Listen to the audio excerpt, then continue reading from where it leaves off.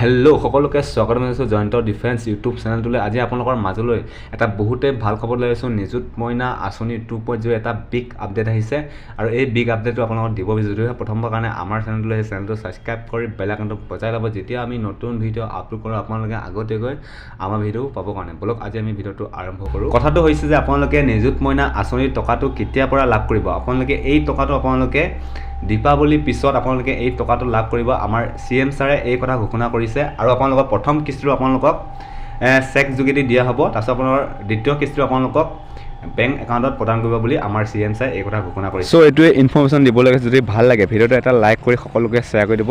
আজিলৈ বাই, নেক্সট ভিডিঅ'ত আকৌ লগ পাম। জয় অসম।